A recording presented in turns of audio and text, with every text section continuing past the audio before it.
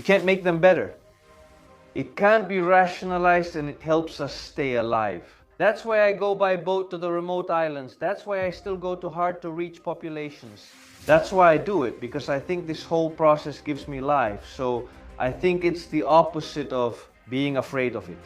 The big milestone was back then, 11, 12, 13 mobile teams. In 2014, Ebola, and then it was the testing network for coronavirus, which was almost entirely under my responsibility. It was a period when I was completely gone from home for a year and a half, 2 years completely. There was no Sunday, no August 15th, no Easter, there was nothing. First of all, the medicine is prohibited from being sold online. This is something very important, that it is a medicine only from a brick-and-mortar pharmacy, dispensed directly by a pharmacist. So, in order to get medicine, you can't legally go online in Greece. And then the discussion begins. Everyone reads things online and acts like a doctor after using ChatGPT or Google, thinking, I'll just take HCG, or I'll say it again, this conversation has become dangerous now. All these things being discussed in gyms, on the internet, on websites, etc. They are not licensed medications. First of all, they're not allowed to be sold. I've said this 5 or 6 times. They're forbidden to be sold online, which is where the problem begins. Welcome to FtaklakisTalk. In today's episode, I have the honor and pleasure of hosting Mr. Spyros Sapounas. Mr. Spyros is the president of the National Organization for Medicines, and he is an endocrinologist and diabetologist. Mr. Sapounas, it was a great pleasure meeting you.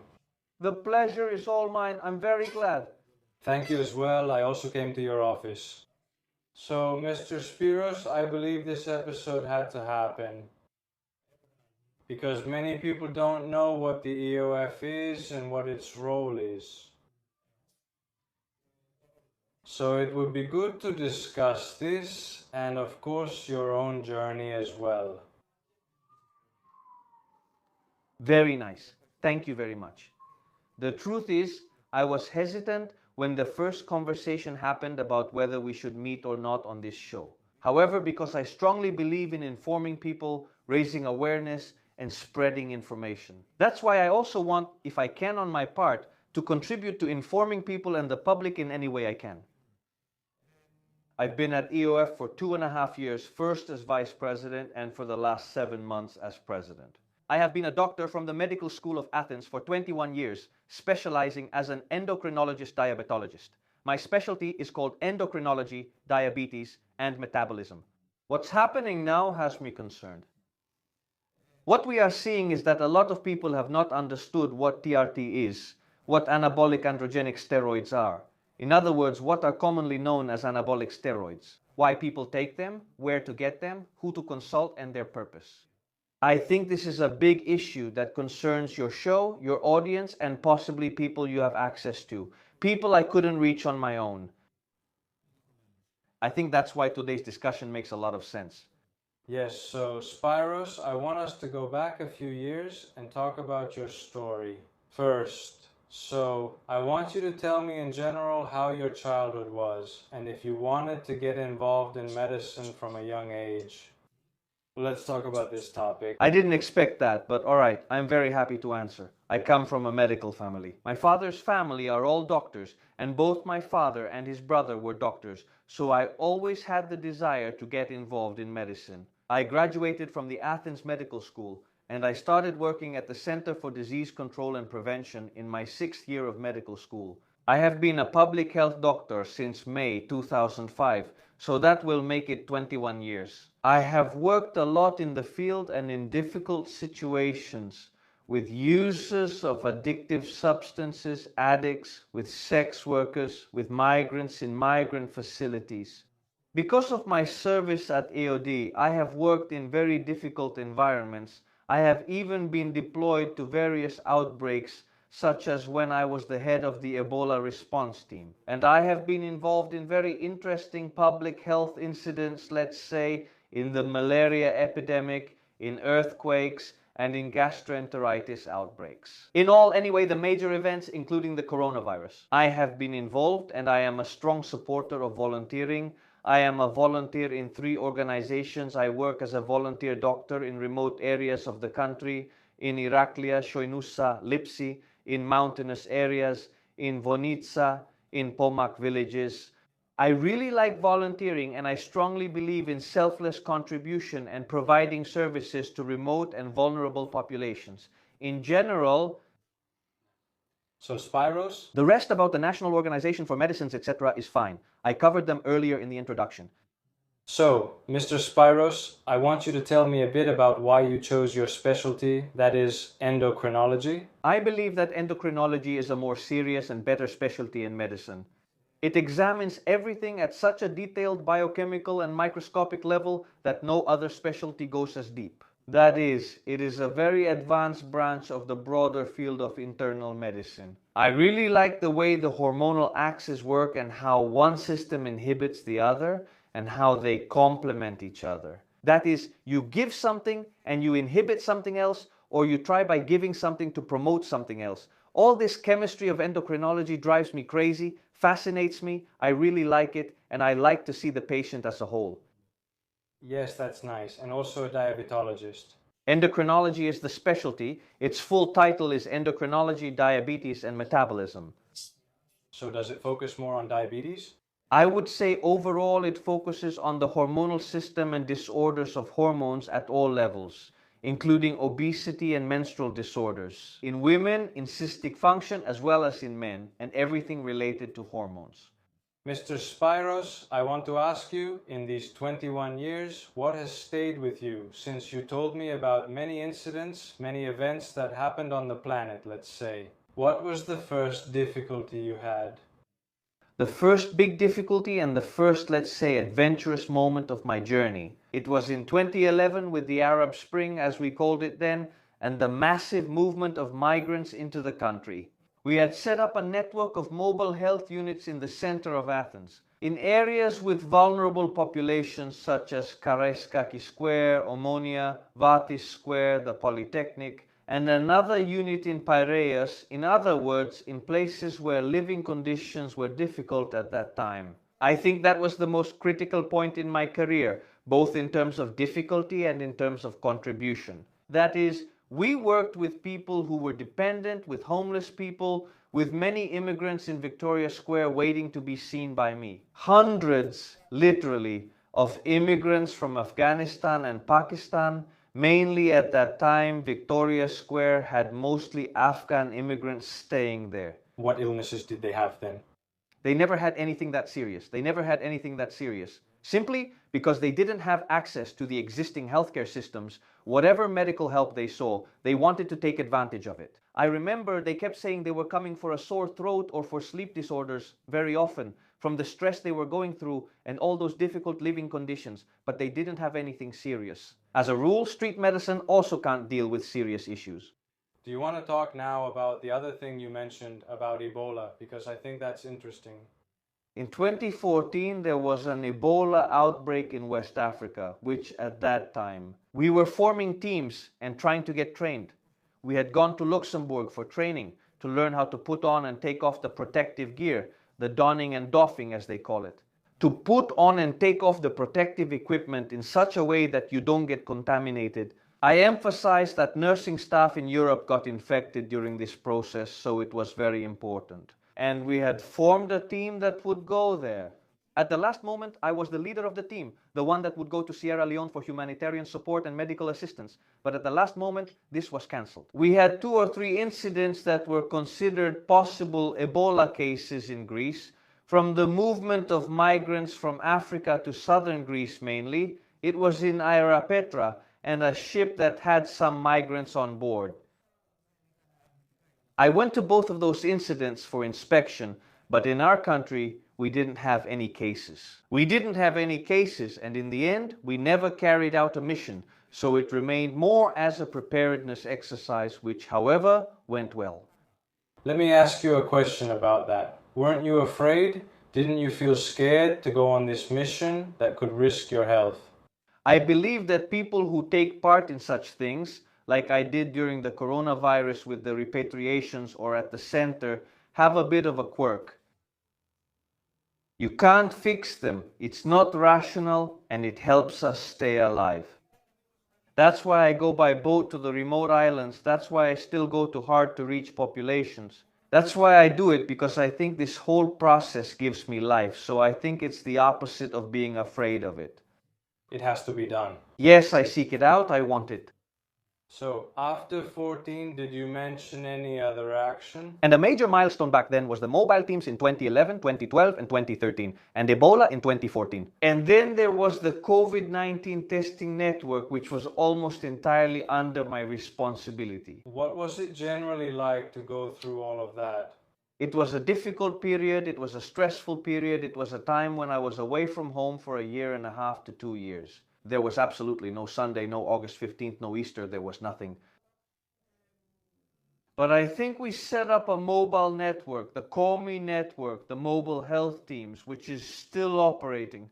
And we are very proud at the Ministry of Health for this initiative, this entire network with 1,200 employees all over Greece. I had the pleasure and honor to be the coordinator of this entire network.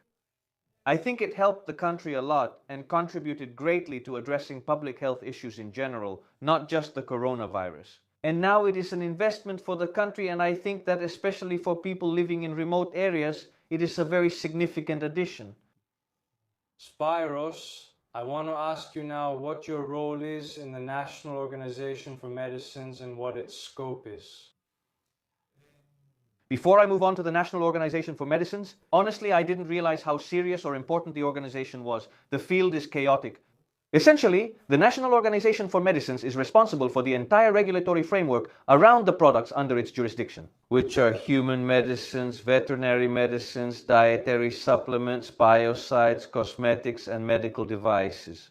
All these products, which people might not know, are under the jurisdiction of the National Organization for Medicines. What does the National Organization for Medicines do with these? Some are approved, some are simply notified, and for some, it conducts an administrative review of the file.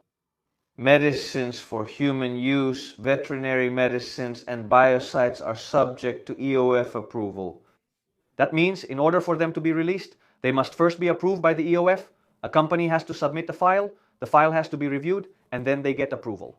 These are medicines for human use, medicines for veterinary use, and biocides. Supplements, medical devices, and cosmetics must be notified. And during the notification process, we conduct an administrative check on the file, etc. Why am I saying this? Because many times we see products online claiming to have EOF approval. First of all, it is forbidden to sell medicine online. This is something very important. Medicine is only available at physical pharmacies, and as pharmacists say professionally and within their associations, it should be dispensed by the pharmacist's own hand. So, to get medicine, you can't go online. It's clear that in Greece, legally, you can't buy medicine online. Supplements, however, are different.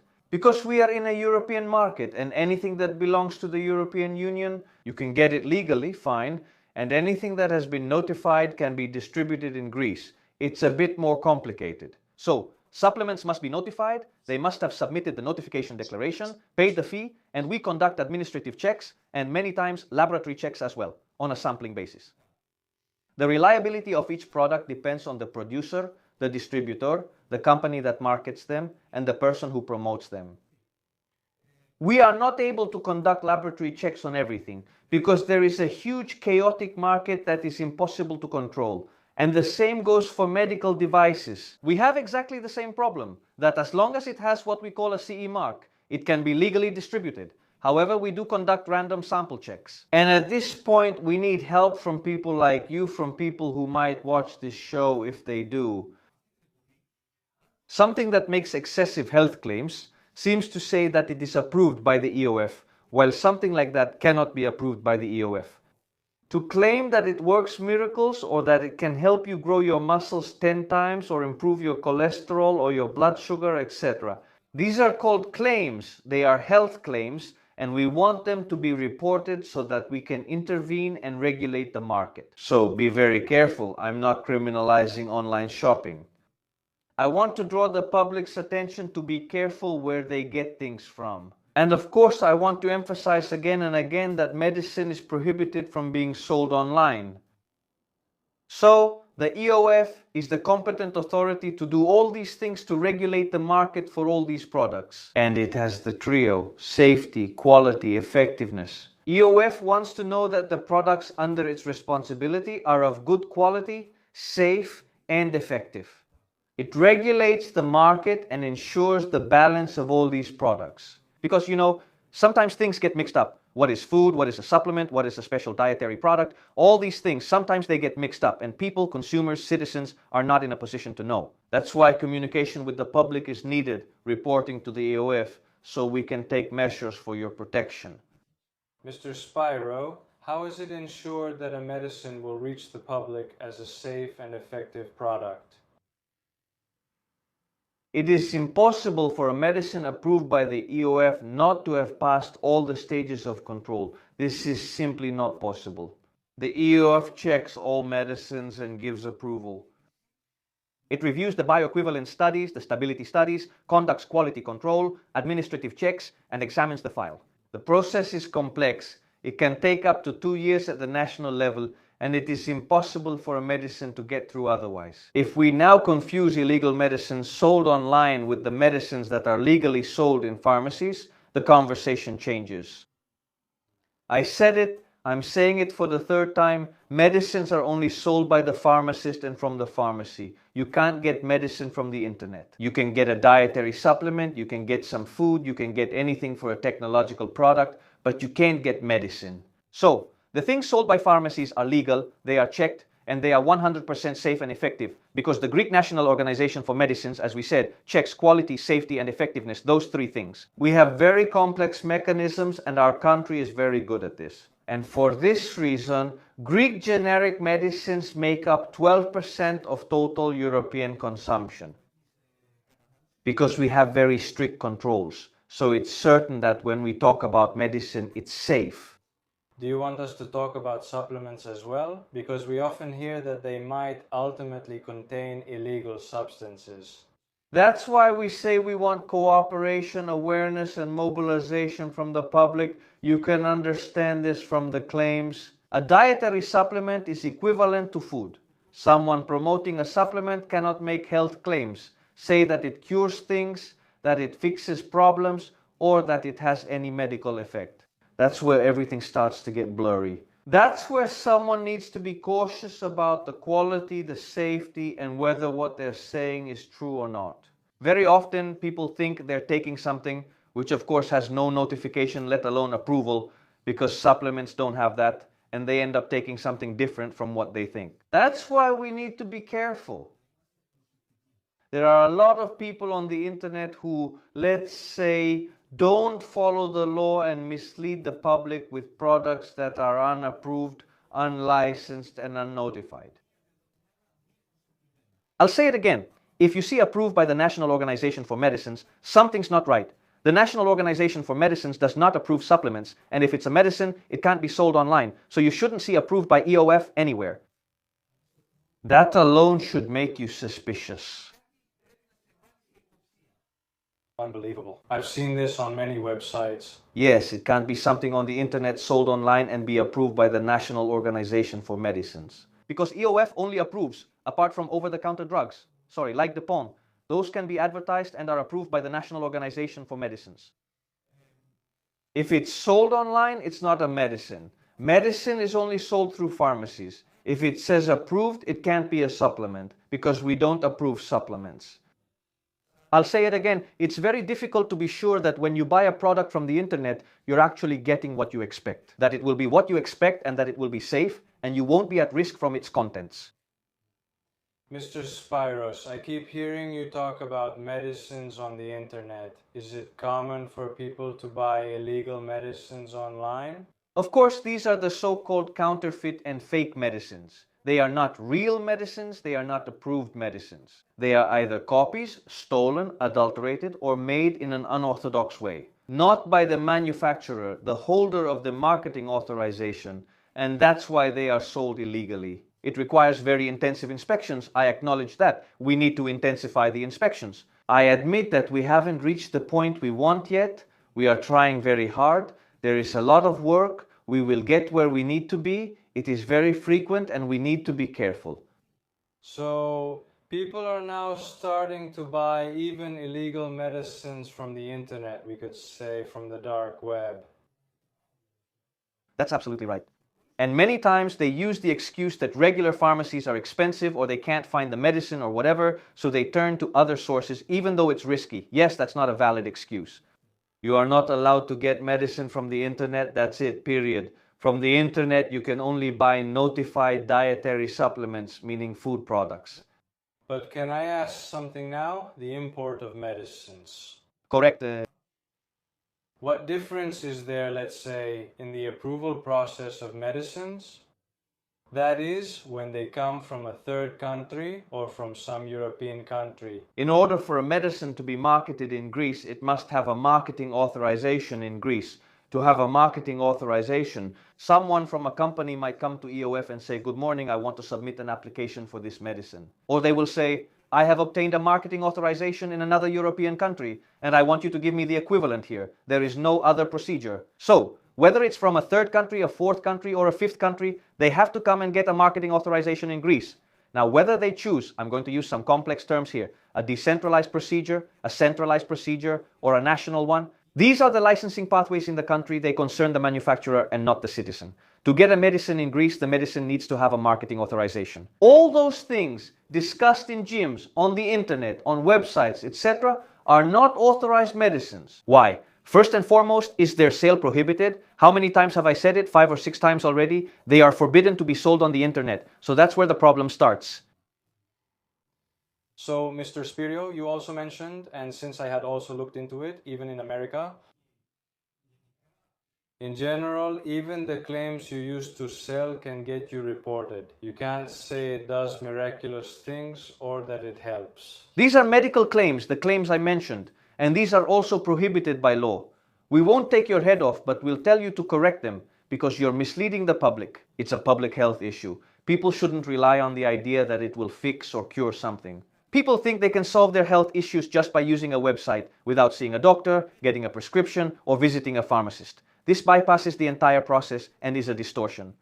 For a health problem, you first need a diagnosis, you need an official prescription, and let's say a doctor's order for tests or diagnoses, and then a prescription is given and you visit a pharmacist. This is the normal process to fix health problems, whether you want to feel better or you want to address some discomforts, let's say, or some atypical symptoms. 90% of people might say they have stress, drowsiness, fatigue, dizziness, things like that on a daily basis. In that case, if you don't want to see a doctor or anything, you look for some mild supplements depending on the nature of the problem, but without expecting to receive a medical treatment. I don't want to dismiss supplements, I just want to put them in their proper place. Medicine is what has indications, contraindications, and interactions. A supplement is something that can provide you with some extra elements that you might be lacking and can bring a better balance.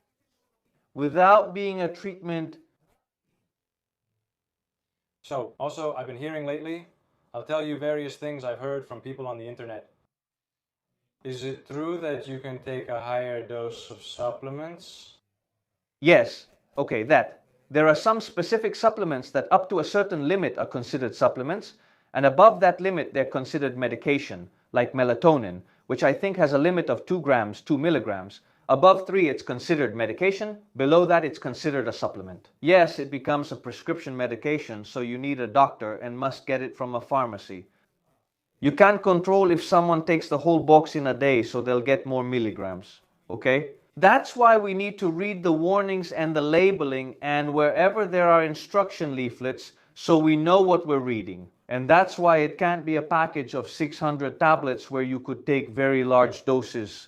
These are some restrictions, regulatory restrictions, but yes. Someone could take something that's a supplement in a low dose, but take it in a high dose that would be considered a medicine.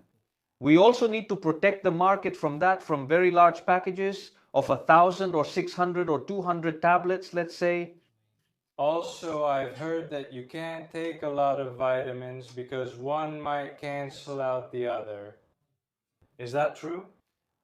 I don't think that happens with vitamins. If we're talking about vitamins, real vitamins. With vitamins, that doesn't generally apply. In pharmacology, though, it's a problem. You need to know when to take the calcium and the pill for the stomach because one deactivates the other, or because one needs the stomach contents to be acidic to be absorbed, or one cancels out certain enzymes that might be responsible for the absorption of the other. Generally, as a rule, some things don't go together and need to be spaced apart. Like levothyroxine. Levothyroxine, which is one of the so-called thyroid medications, should be taken in the morning on an empty stomach, and you should wait half an hour before having your breakfast, because otherwise it gets affected. Or you should leave a 4-hour gap for stomach medications, iron, or anything else, because their absorption is affected. This is generally the case in pharmacology and medicine. With vitamins, it's a bit difficult, but there may be some restrictions, and they should be indicated. Vitamin D is fat soluble, so it needs a full stomach. It should be taken with food since it's fat soluble in order to be absorbed. These things are specific. Things are generally mild though. So, now I want you to tell me. So, regarding anabolic steroids, in general we see that most doctors don't look favorably upon them. What do you have to say about why? That's the reason I'm here today. This is what I want to say. We observe the administration of anabolic steroids, which happens without raising any suspicion, with illegal substances and with the wrong objectives. Let me explain. Let's start from the beginning. What does medicine say? Medicine says that a person who has hypogonadism, meaning they have clinical symptoms with all the accompanying signs, possibly from erectile dysfunction, fatigue, weakness, lack of libido, and so on. Low testosterone levels in at least 2 different morning measurements. This person has hypogonadism and needs treatment with what's called TRT. This is one thing. Giving anabolic androgenic steroids, anabolic steroids, is another. They are completely different things. One has the correct dosage, the right medication, the tested, approved, regulated, safe medication I've been talking about all along, which has a protective effect. And it's not at such a level, that it would cause a reversible suppression of the axis. The other is administered in huge doses. It aims for aesthetic, gym-related, physical results and performance enhancement, and it can cause irreversible damage and suppression of the axis. So, we have 2 categories of people. People who don't feel well and want their symptoms to be fixed, and people who, even though they feel fine, want to feel even better. People who don't feel well need to have a diagnosis first and foremost. In my clinical practice, in my office, I very often see people who have received treatment without having a diagnosis.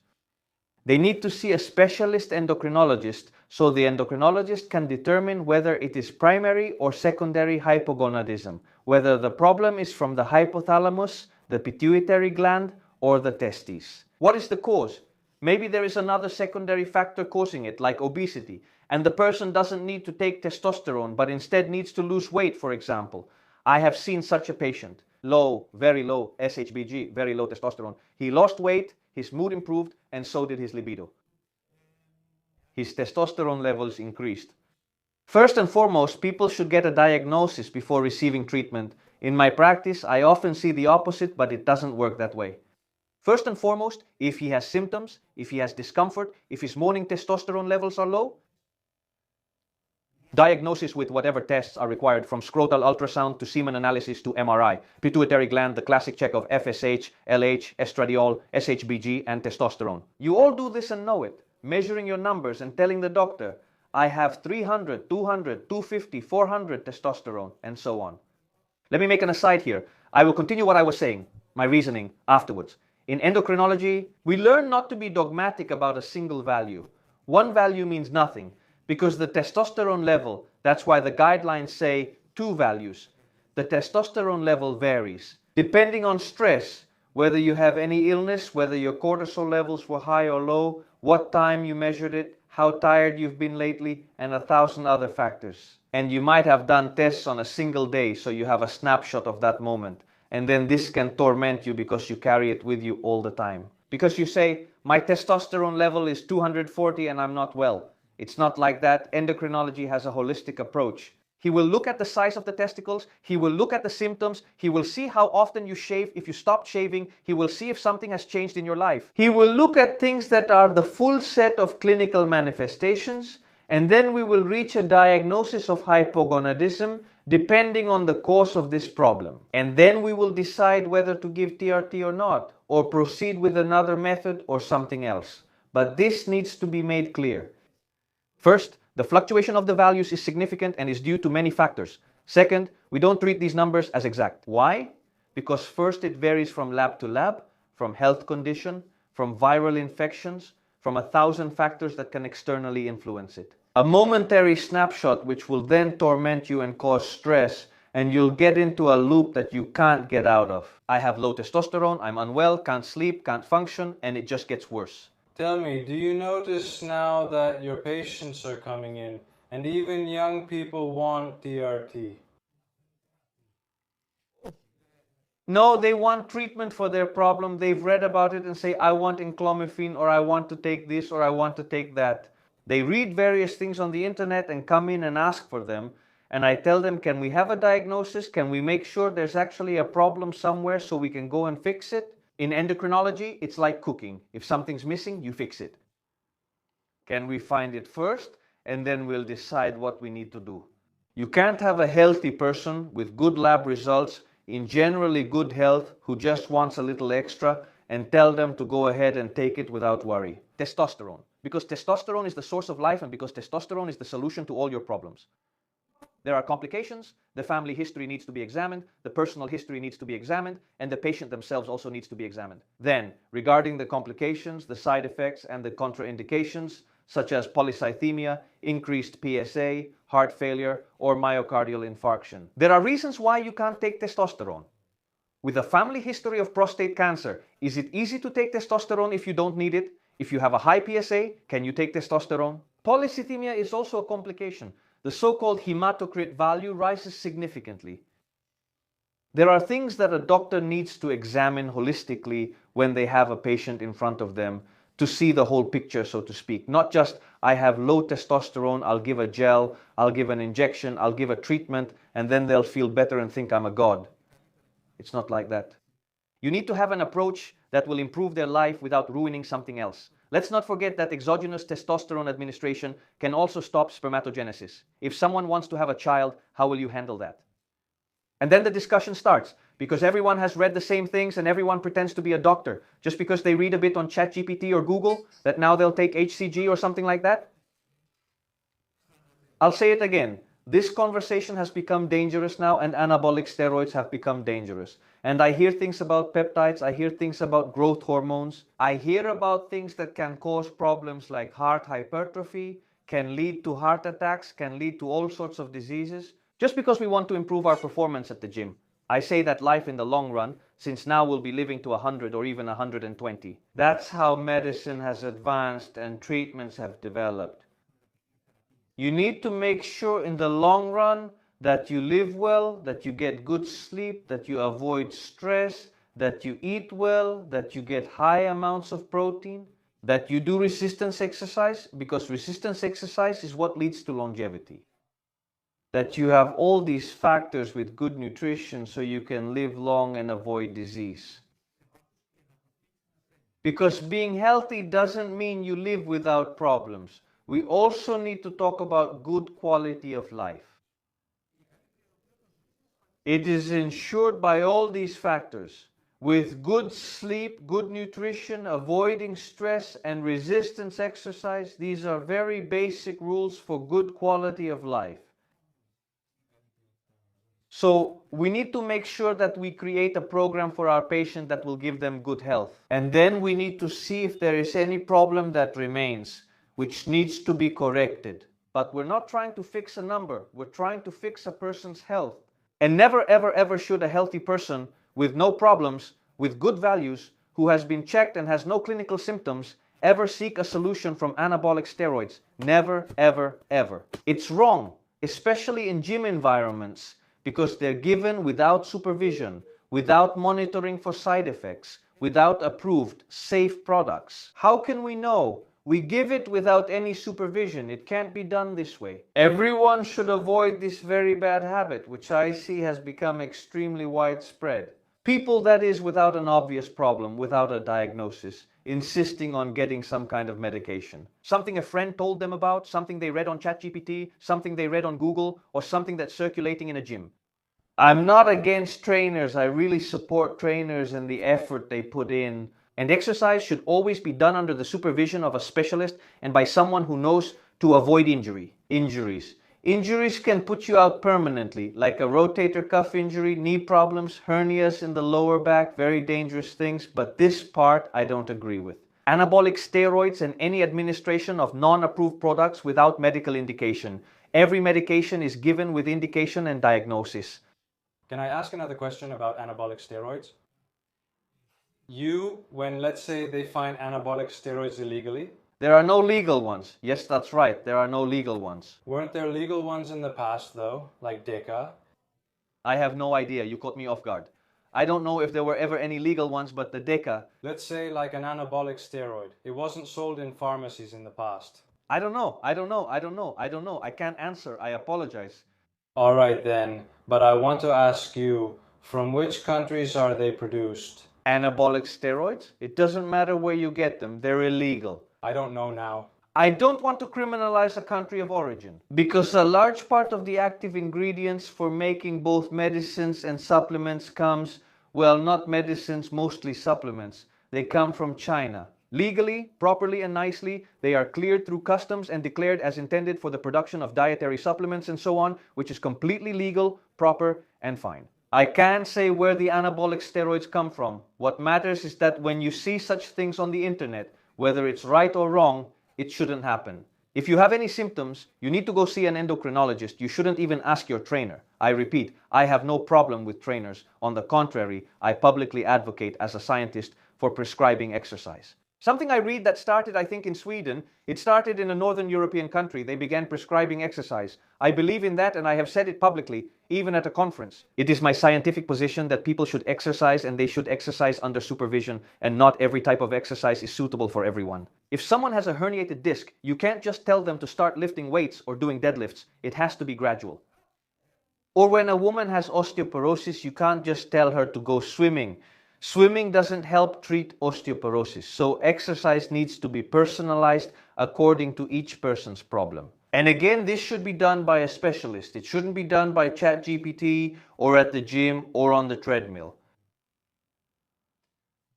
I also want to ask, since you mentioned peptides, what is your opinion about peptides, and are they legal? They are illegal. I have nothing to say. There is no legal use for peptides. All these BPC, MB, all of these and so on are not licensed or approved within the European Union. Indeed, some of them are even classified by WADA in the category of anabolic substances. So they are by definition illegal, so we have nothing to say as long as there are no legal peptides. Specifically, I do not agree unless they are legalized, approved, and go through the evaluation process, R&D and so on and so forth. Of course, yes, there is no problem if they go through that process. But as long as we don't have any approved ones, I can't say that I agree. And not only institutionally and scientifically. I'm a doctor. Shouldn't I recommend something that the books say is safe, that it's used for a valid indication and that it makes sense? So now I'm going to ask you something else. Let's say this has even become a joke. Many doctors might forbid certain supplements, which of course will vary from patient to patient. What do you have to say? I mean, when they talk about protein, creatine, supplements like that, that's what I mean. First of all, creatine specifically, because there are plenty of studies, scientific articles and books. Anyone who wants can look them up online. It's a supplement that has a lot of benefits and it's proven to be safe and very good. Someone can take it, whether they should take 3 or 5 grams, and if it's for professional sports or for a teenager, a specialist will advise. But I am a big supporter of supplements like creatine.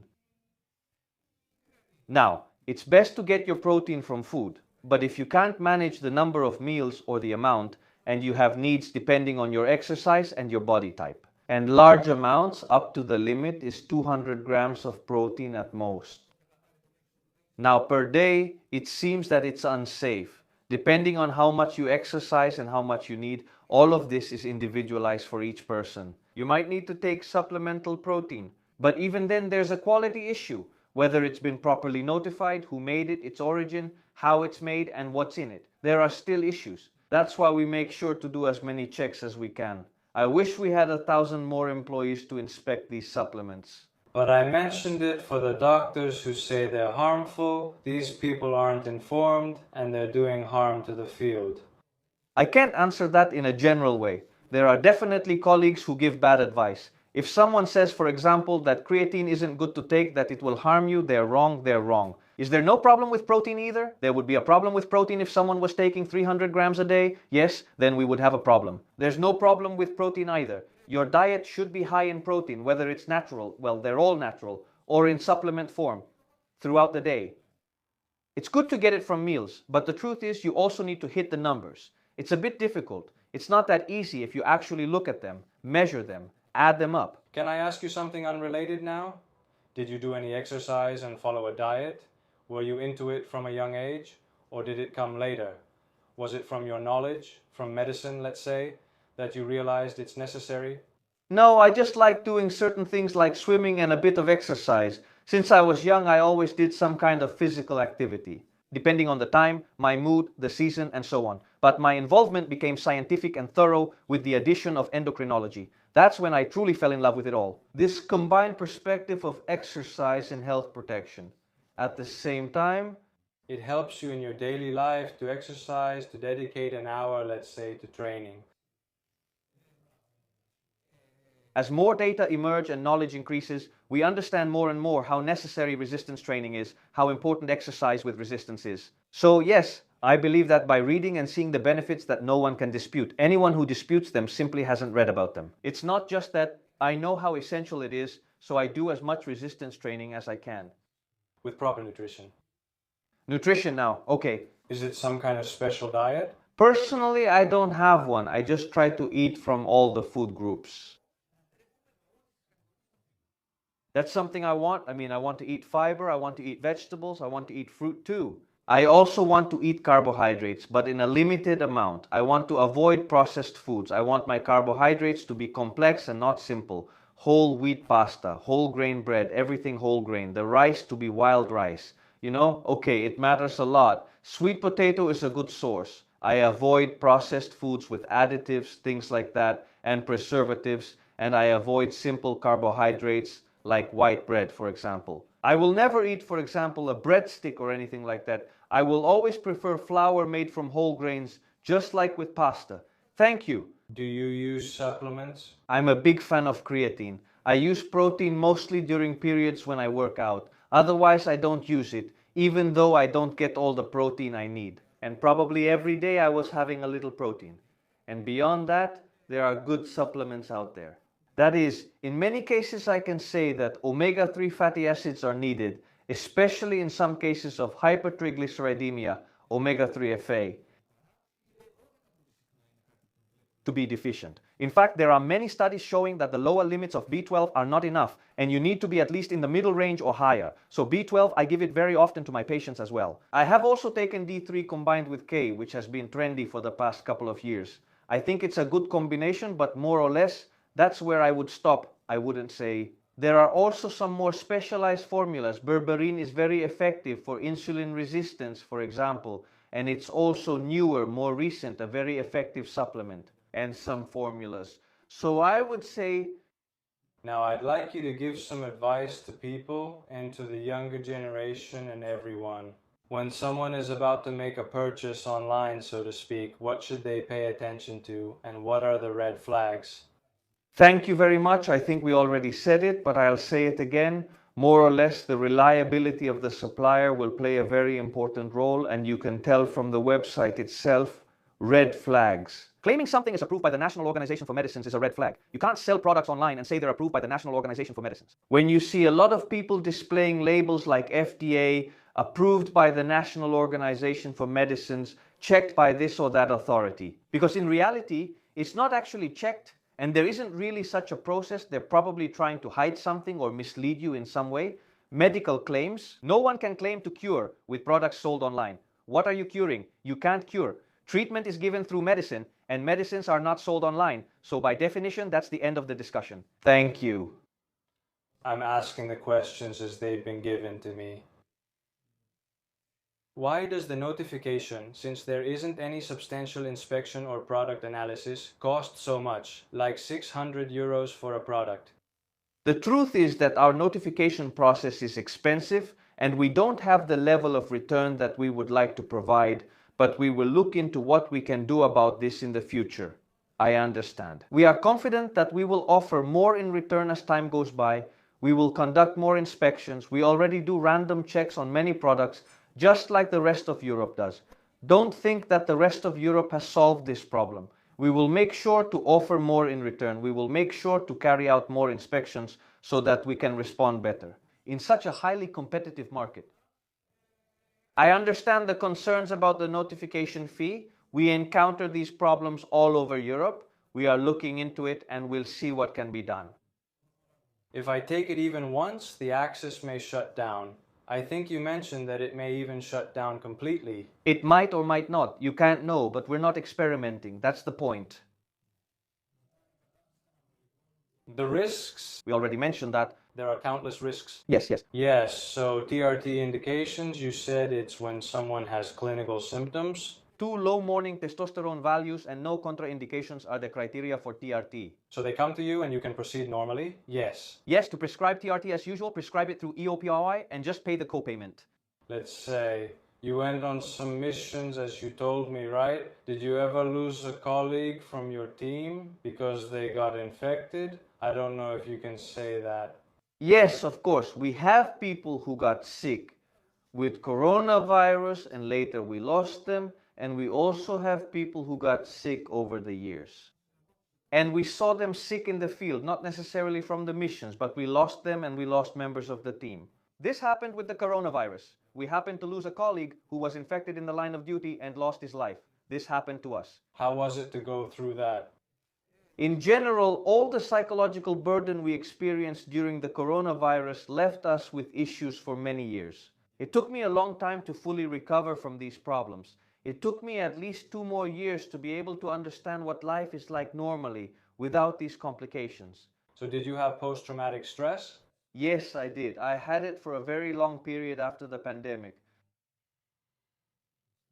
Those of us who were at home didn't experience anything. I was in a helicopter all day, or on a boat, or on a plane, going left and right to various places in Greece. I struggled to calm down and get back to normal afterward. Let's talk about that too if you want. Yes, of course. I don't have any, of course. Because I think a lot of people were saying, where's the pandemic? We don't see dead people on the floor and all that. But it was chaos. So many people died, right? Well, yes. People died, of course, fewer than in other European countries. But yes, we had quite a few losses here in Greece too. And what we experienced in Italy, in Portugal, in Spain, in Germany, in other places, in Sweden and in England was terrible. Especially at the beginning of the pandemic when they had nowhere to put the dead in the hospitals and there wasn't enough room for the patients. Mr. Spyros, I'll ask my final question now. Was there any incident in your work that shocked you? During the Christmas holidays, we did some volunteer outreach and carried out diabetes checks at various locations in Athens. During these checks, a young teenage girl who must have been about 15 years old was diagnosed with diabetes. It is very likely, due to the high levels at that moment and her medical history, that it was type 1 diabetes, the childhood autoimmune type of diabetes.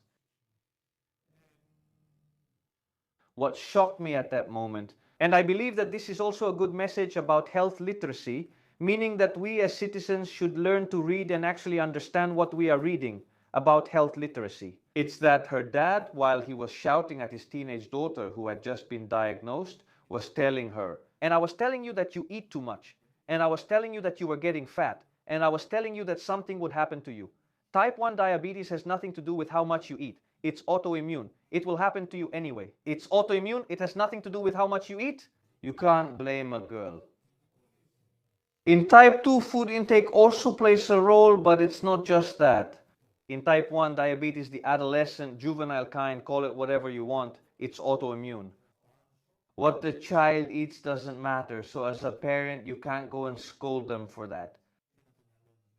And that really shocked me at that moment because I had a girl to whom I had just announced the diagnosis, with diabetes that will accompany her for the rest of her life. Most likely, I'm not a magician.